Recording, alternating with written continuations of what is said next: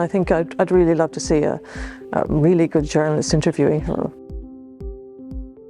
Do you see the role of the media in keeping the politicians honest?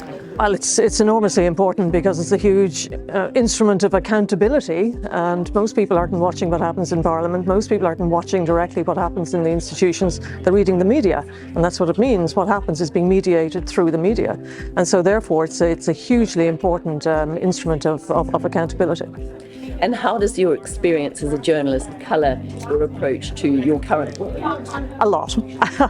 I mean, I remember when I became Ombudsman first in Ireland, and then later in Europe, people would say, well, you've gone over to the other side. And I said, no, I'm in the exact same space between the people and, those who rule them. I'm in that space, and I'm sort of mediating between the two, explaining one to the other. And so I think the experience of being a journalist and a political journalist for quite a long while as well, it's the same sensibility I bring to the work. I have to be a little more careful in what I say as Ombudsman, obviously, but in general it's the same feeling, it's the same sort of pool that the work comes from.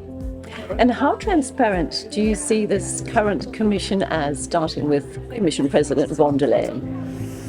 Yeah, I think it's very controlled in terms of how they mediate the commissioners, and also President von der Leyen, who's taken even a more central role, I think, in the Commission than her predecessors did.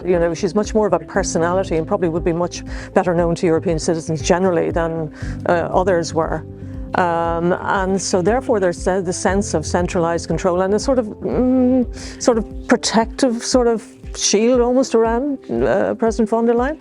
She's out there. I mean, you see her, she's very visible. She travels a lot, but I never get the sense that anybody has really, sat down with her and done a sort of a no-holds-barred interview in relation to many issues. I mean, she talks a lot, but what she comes out with is very general, and I think I'd really love to see a really good journalist interviewing her. Not to torture her, but just to ask the questions that citizens have. I mean, for example, one of the things I often wonder about is that at the beginning of her mandate, she said, this is going to be a geopolitical commission. And okay, why? What does that mean?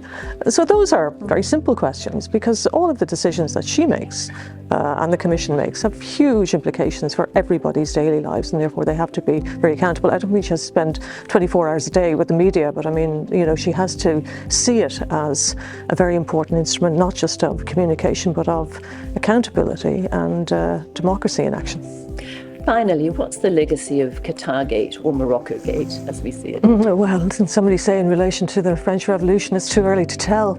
I mean, it's the anniversary very shortly. Obviously, there have been all sorts of changes made in relation to Parliament's rules and so on.